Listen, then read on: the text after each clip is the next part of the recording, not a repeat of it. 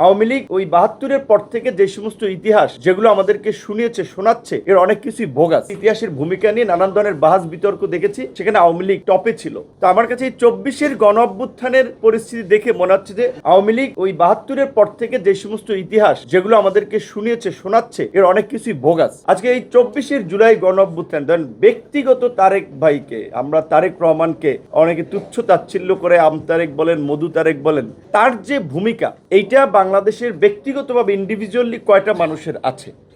যদি বাংলাদেশের ইন্ডিভিজুয়াল যদি ২০টা মানুষের ভূমিকা এই জুলাই গণ অভ্যুত্থানে করেন তাহলে তার ভূমিকাটা আসবে।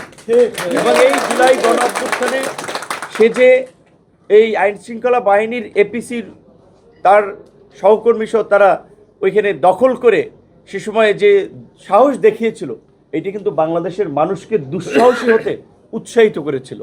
যেই কাজটা শুধু একদিনে তারেক ভাই করে নাই। আমরা যারা এই ২০১৮ সাল থেকে কোটা সংস্কার আন্দোলন করেছিলাম, ওই ছাত্র আন্দোলন থেকেই পর্যায়ক্রমে আমরা শেখ হাসিনার ফ্যাসিবাদকে পরাজিত করার জন্য এবং এই ফ্যাসিবাদের বিরুদ্ধে ছাত্র যুবক তরুণদেরকে সংগঠিত করার জন্য আমরা বিভিন্নভাবে কাজ করেছি। এবং এই ছাত্র যুবক তরুণ থেকে পরবর্তীতে আমরা আমাদের সিনিয়র সিটিজেন মশিউজ্জামান ভাই যুক্ত হয়েছে, রেজা কিবরিয়া ভাই, এরকম আরও অনেকে যুক্ত হয়েছে।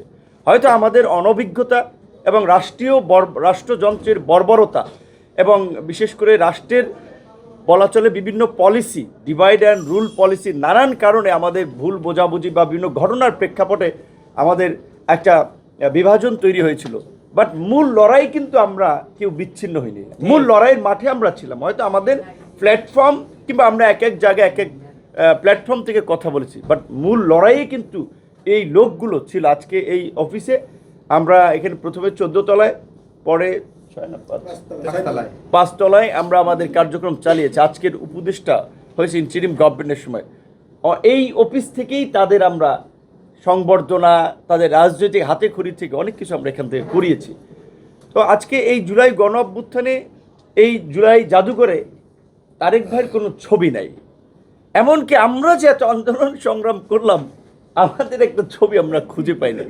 তো এটা আসলে মনে করেন আজকে এই জুলাই পরবর্তী সময় আমরা জাতীয় ঐক্যের কথা বলি, নতুন বাংলাদেশ বিনির্মাণের কথা বলি, কিন্তু যাদের দায়িত্বশীল জায়গা থেকে এই ঐক্য রক্ষা করা, ঐক্যকে এগিয়ে নেওয়ার একটা সুযোগ তৈরি হয়েছিল, তারা রাষ্ট্রীয় ওই শীর্ষ জায়গা থেকে বিভাজন করেছে।